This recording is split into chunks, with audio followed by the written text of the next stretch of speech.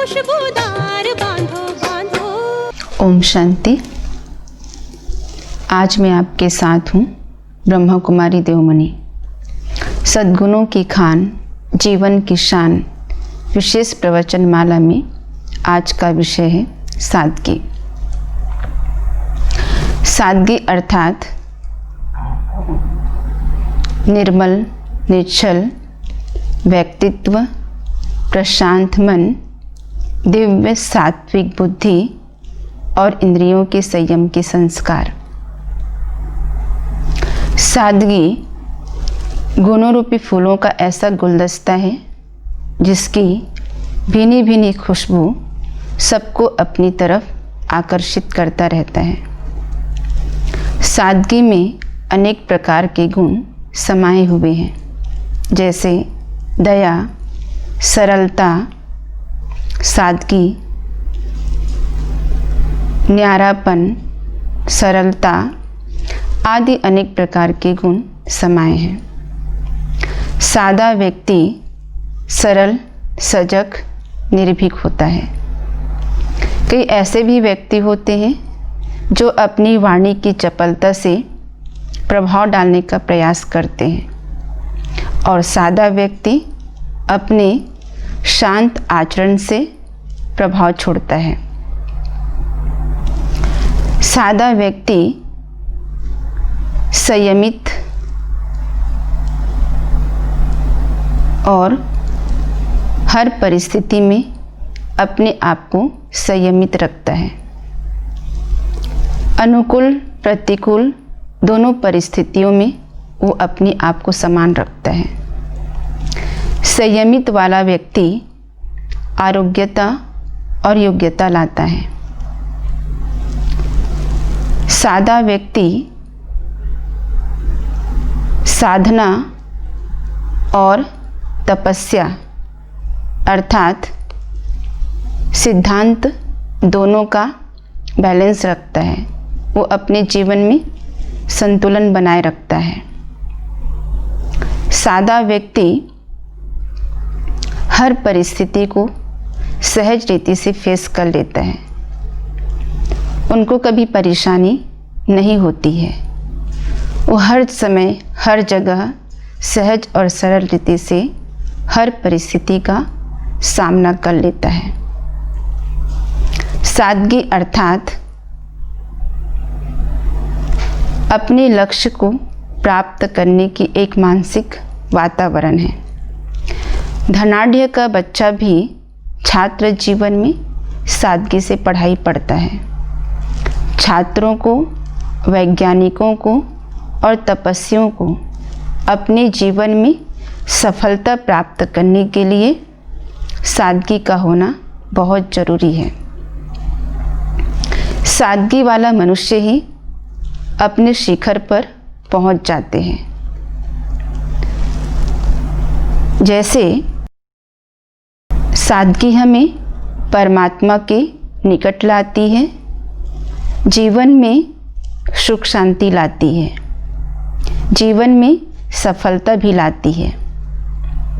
तो सादगी वाला मनुष्य अपने जीवन में जो चाहे वो कर लेते हैं और सफलता भी उनको मिलती है। जीवन में जैसे जैसे सादगी आती जाती है, वैसे वैसे जीवन में निखार आती जाती है। सादगी हमें अनदोष और संग दोष दोनों से बचाती है। सादगी और सरलता, विनम्रता मनुष्य को महान बना देती है। मनुष्य महान बन जाते हैं और अपने सफलता को भी प्राप्त कर लेते हैं। तो जैसे हम देखते हैं कि किसी को अगर सफलता प्राप्त करनी है तो सबसे पहले वो अपने सादगी की तपस्या में तल्लीन हो जाते हैं। तो आज हम कई ऐसे उदाहरण भी देखते हैं, जैसे महात्मा गांधी, विनोबा भावे, मदर टेरेसा और राम शास्त्री। तो आज हम ये अनेक प्रकार के उदाहरण देखते हैं महाभारत में वेद व्यास जी ने कहा है, मनुष्य की महानता का दर्शन उनकी सादगी में किए जा सकते हैं। एक घटना मुझे याद आती है कि राम शास्त्री पेशावा माधवराव के गुरु भी थे, मंत्री थे और अपने राज्य के प्रधान न्यायाधीश भी थे, लेकिन फिर भी एक मामूली से घर में रहते थे। कोई त्यौहार के समय उनकी पत्नी राजभवन में गई। उनकी साधारण वेशभूषा को देखकर रानी चकित हो गई और उन्होंने उनको बेश कपड़े और रत्न जड़ित गहने आदि दिए और उनको भेजते समय पालकी में बिठाकर उनको घर भेजे। घर के पास पहुँचे और कहारों ने दरवाज़ा खटखटाया कि राम शास्त्री जी दरवाज़ा खोलिए। राम शास्त्री जी दरवाज़ा खोले और बंद कर दिए। फिर से दोबारा कहारों ने दरवाज़ा खटखटाया। उन्होंने कहा, राम शास्त्री जी, आपकी धर्मपत्नी आई है, दरवाज़ा खोलिए। राम शास्त्री जी ने कहा, ये और कोई देवी है जो आभूषणों से और कपड़ों से श्रृंगारी हुए हैं, ये मेरी पत्नी नहीं है। आप भूलकर यहाँ आ गए हैं, आप यहाँ से चले जाइए।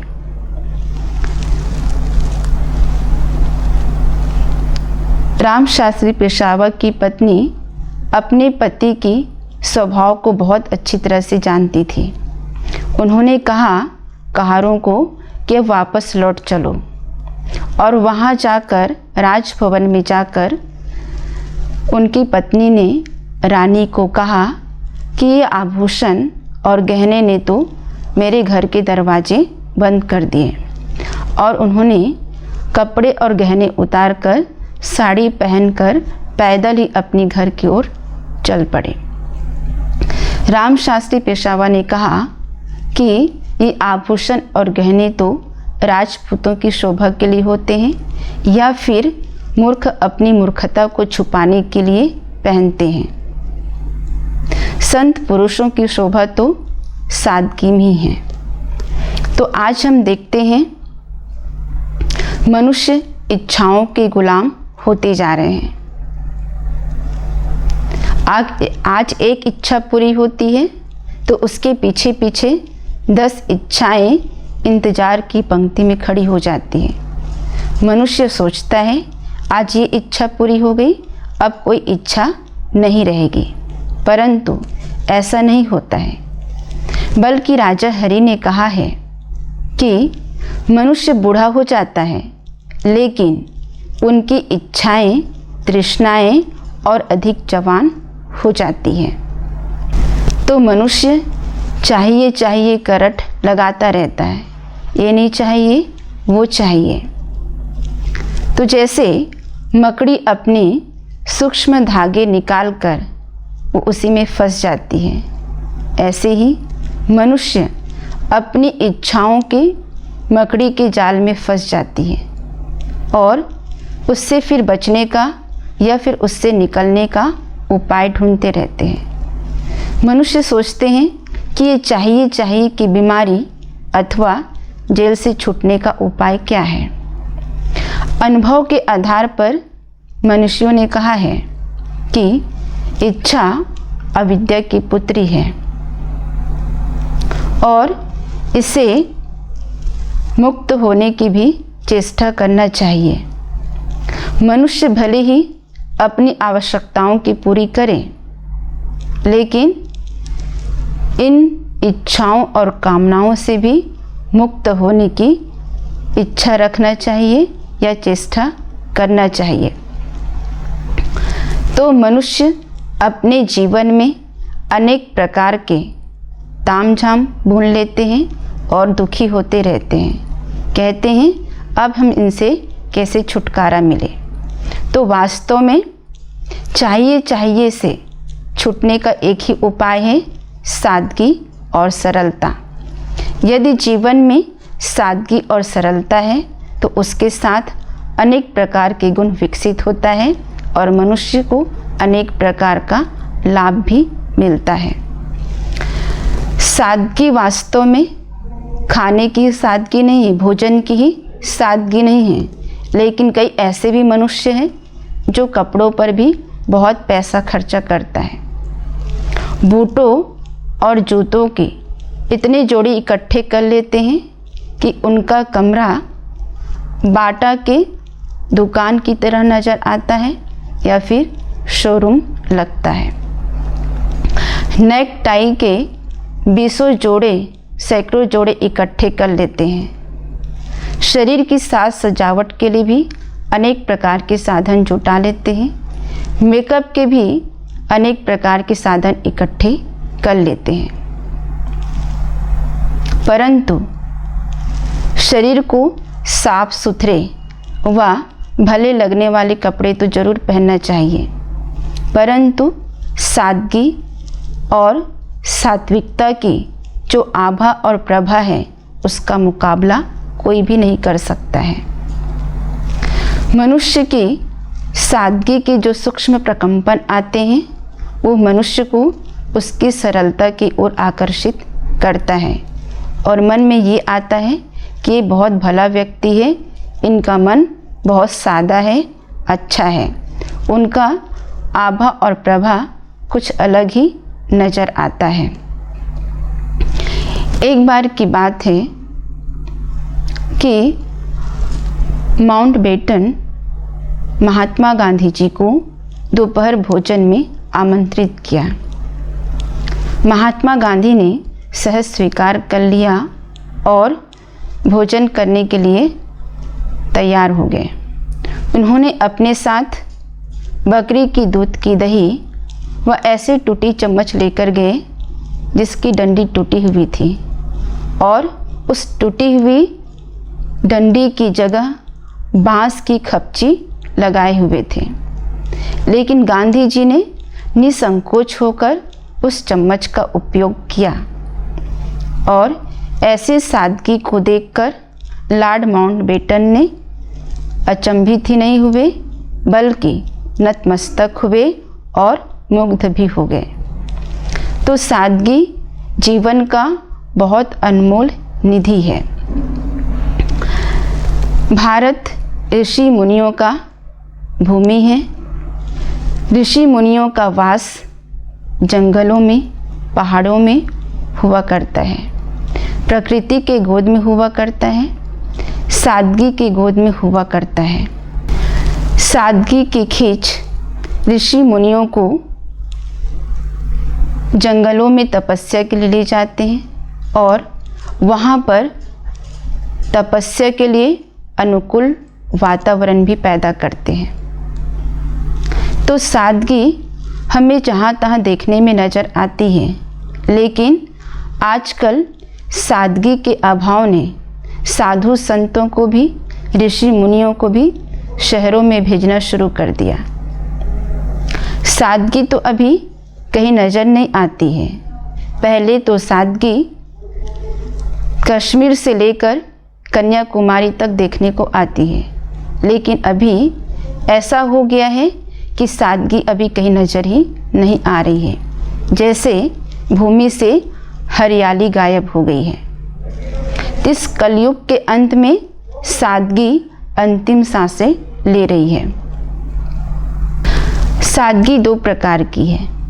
एक है बाहर की सादगी जो ढीली टोपी के समान है, परिस्थितियों की हल्की हवा आने से उड़ जाती है, और दूसरी सादगी है जो अच्छी तरह से बंधे हुए मुकुट के समान है, जो अंदर संस्कारों में भरे हुए हैं, स्वभाव में धारण किए हुए हैं।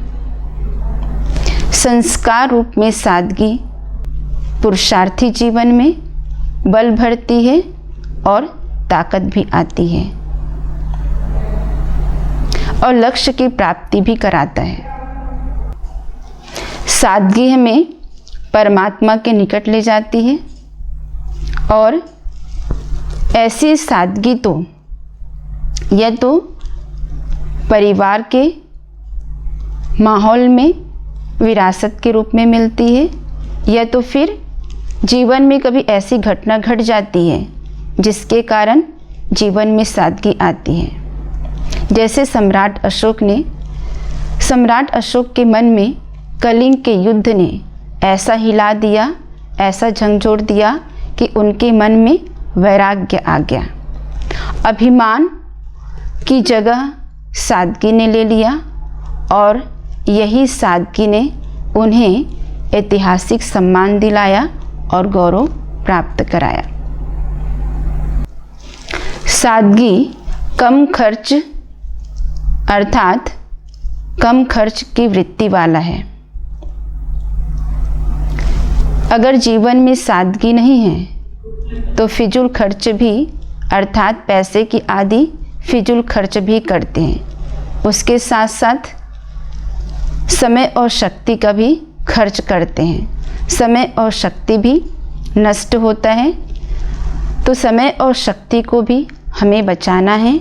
और विचारों में अनेक प्रकार के व्यर्थ तूफान भी आते हैं, अनेक प्रकार के व्यर्थ संकल्प भी चलते हैं। तो इन व्यर्थ संकल्पों को भी बचाना है और यही व्यर्थ संकल्प मनुष्य को नीचे की ओर गिरा देता है। तो मनुष्य की सादगी उनकी महानता में है और मनुष्य सादगी की ओर जाता है। और मनुष्य वास्तव में ये सादगी साधारण मनुष्य की सादगी नहीं है, लेकिन ये योगी की सादगी है। कपड़ों की सादगी तो कंजूस लोगों की भी होती है। जो कंजूस लोग भी इस तरह से सादगी से रहते हैं। उनका कमरा और बैठक रूम शमशान घाट की तरह लगता है और यह महसूस होता है कि वास्तव में किसी मनहूस का ये घर है। तो वास्तव में हम देखते हैं कि सादगी जो है वो गुणों और शक्तियों को विकसित करते हैं और उसके साथ साथ अनेक प्रकार के गुण को भी अपने साथ में ले आते हैं। वास्तव में सादा व्यक्ति के लिए कहा गया है कि कम खर्च बाला नशीन। वो अपनी सादगी में रहकर कम खर्च करके उनकी स्थिति आभा ओभा और स्थिति शान और ऊंची होती है। इसलिए कहते हैं कम खर्च बाला नशीन। एक बार की बात है कि हमारे देश के पूर्व राष्ट्रपति अब्दुल कलाम जी, जो सादगी से परिपूर्ण थे, भरपूर थे, उन्होंने अपने जीवन में सादगी को अधिक महत्व दिया। वो भारत में 5 वर्ष तक राष्ट्रपति के रूप में रहे और जब राष्ट्रपति भवन को खाली किया तो वो केवल अपने हाथ में एक बैग लेकर निकले। तो आज हम देखते हैं कि इतिहास में सादगी से ऐसे बहुत भरे पड़े हैं जिनकी हम गाथा सुनते हैं, जिनके बारे में हम पढ़ते हैं, सुनते हैं, देखते हैं और अनेक प्रकार की प्रेरणाएं भी मिलती हैं। तो कई बार ये प्रश्न उठता है, क्या सादगी को कायम रखने के लिए भौतिक संपदा का त्याग करना जरूरी है? वास्तव में ऐसा नहीं है। भौतिक संपदा का त्याग करना जरूरी नहीं है। तो आज हम पहले ये देखते हैं कि सबसे पहले शुरू भौतिक संपदा क्या है। भौतिक संपदा है ये हमारा खुद का शरीर, जो हम अपने आप को शरीर मानकर बैठे हैं। वास्तव में ये शरीर आत्मा का ये निवास है, ये आत्मा की कुटिया है, ये आत्मा का वस्त्र है। तो इस वस्त्र में, इस मकान में हमें मोह माया ना हो, इस मकान में हमें लोभ ना हो। ये तो नश्वर है, ये तो विनाशी है, एक दिन इसका विनाश हो जाएगा। तो हमें स्मृति में यही लाना है कि वास्तव में ये संपदा तो एक दिन नष्ट हो जाएगा और एक आत्मा का ये वस्त्र है। दूसरी संपदा है मकान व सामूहिक निवास स्थल है। आज हम देखते हैं कि कई व्यक्ति जिस मकान में वो रह रहे हैं वो ये समझते हैं कि ये मेरा मकान है, तो मेरी वाली भावना को समाप्त करके ये मन में लाए, ये मन में सोचे कि ये मकान, ये सेवा स्थान है प्रभु का, ये सेवा के लिए है। तीसरी संपदा है पैसे रुपए जौरात का। आज कई मनुष्य ऐसे भी हैं जो आजीवन उनके पैसे बैंक में पड़ा रहता है और उस पैसे जेवरात को देख कर वो खुश होते रहते हैं। वास्तव में व्यक्ति की आवश्यकताएं तो थोड़ी सी धन में भी पूरी हो जाती हैं और उन धन संपदा को देख कर खुश होते रहते हैं। और कई बार ऐसा भी होता है कि उसका दुरुपयोग भी होता है। कई उल्टे सुल्टे कार्यों में भी लगा लेते हैं और फिर बाद में उनको बहुत पछताना भी पड़ता है और फिर बाद में उनको कर्म कुटना भी पड़ता है और उनको उसकी भोगना भी पड़ती है। तो हम इन भौतिक संपदा के पीछे न भागकर हम परमात्मा के सानिध्य में रहकर परमात्मा से अखुट अनुभव की व गुण और शक्तियों की संपदा प्राप्त करें और अपने जीवन को मालामाल करें। तो अंत में बस मैं यही कहना चाहूँगी कि तारों से सजे गगन ऐसे, फूलों से सजे चमन ऐसे, खुशबू से सजे पवन ऐसे, सद्गुणों से सजे जीवन ऐसे। ओम शांति। अभी हम थोड़ी देर के लिए परमात्मा अनुभूति करते हैं और हम परमात्मा में अपना ध्यान एकाग्र करके बैठते हैं। तो आइए अभी हम थोड़ी देर के लिए योगा अभ्यास करते हैं। मैं आत्मा भ्रिकुटी के बीच में चमकती हुई सितारा हूँ।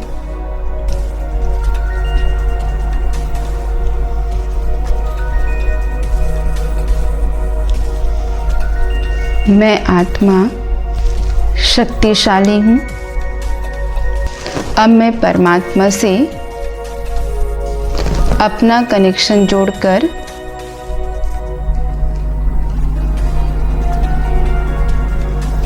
उनके सानिध्य में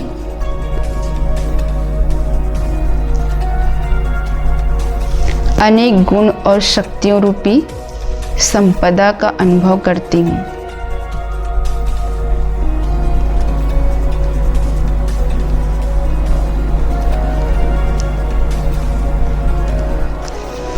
मैं आत्मा इन गुणों और शक्तियों से भरपूर हूँ।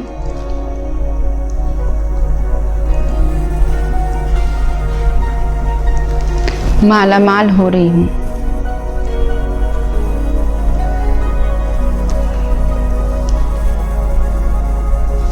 और मेरे से सूक्ष्म प्रकंपन पूरे वातावरण में फैल रही है।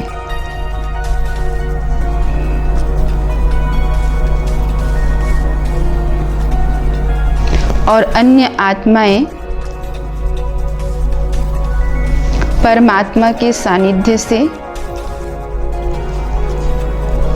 गुण और शक्तियों का अनुभव कर रही है। ओम शांति। ठहर जा है माना, किधर जा रहे हो, वो मंजिल नहीं तो जिधर जा रहे हो।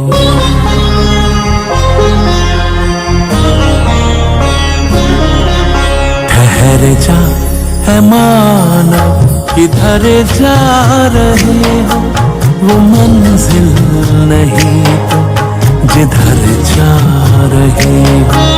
ठहर जा है माना, किधर जा रहे हो, मंजिल नहीं तुम जिधर जा रहे हो। ठहर जा ठहर जा ठहर जा ऐ मानव, ठहर जा ठहर जा ठहर जा ऐ मानव।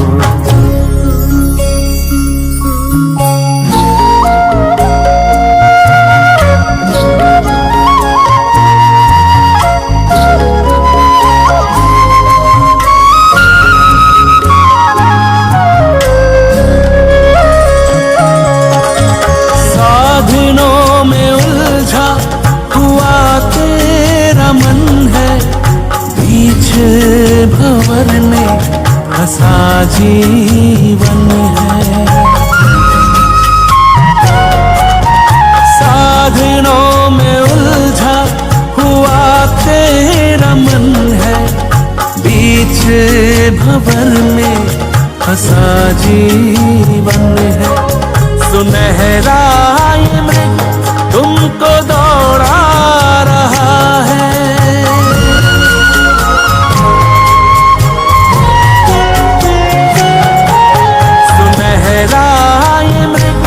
तुमको दौड़ा रहा है। साया है तुमको जो भरमा रहा है, भरमा रहा है। मिथ्या है मन को, मिथ्या है मन को तू बहका रहे हो। वो मंजिल नहीं तुम जिधर जा रहे हो। ठहर जा है मानव।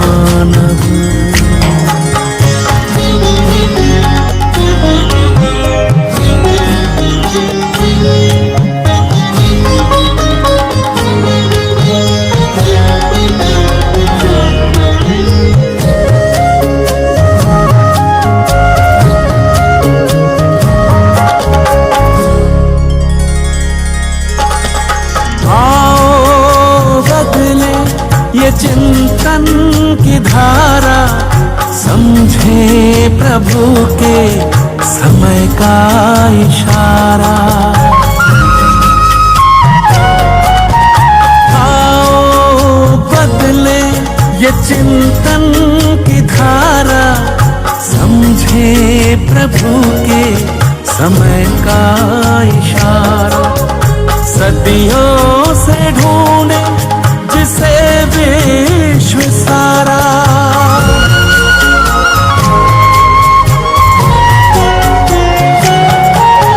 सदियों से ढूंढे जिसे विश्व सारा। वो ही धरा पर स्वयं है पधारा, स्वयं है पधारा।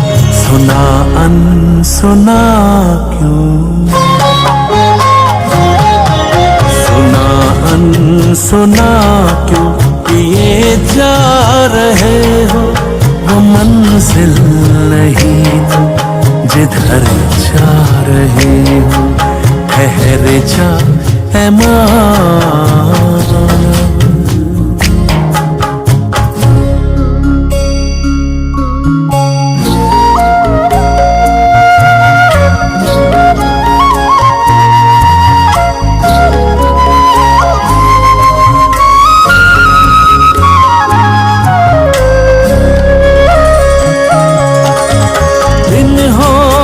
सुख के चैन की रातें ऐसे जहां में चले गुनगुनाते। दिन होंगे सुख के चैन की रातें ऐसे जहां में चले गुनगुनाते।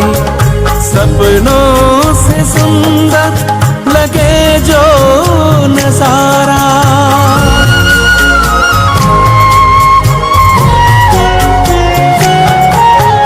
सपनों से सुंदर लगे जो नजारा। आया कि आया वो संसार प्यारा, वो संसार प्यारा, प्रभु का निमंत्रण, प्रभु का निमंत्रण। क्यों ठुकरा रहे हो, वो मंजिल नहीं तो जिधर जा रहे हो। ठहर जा है मानव,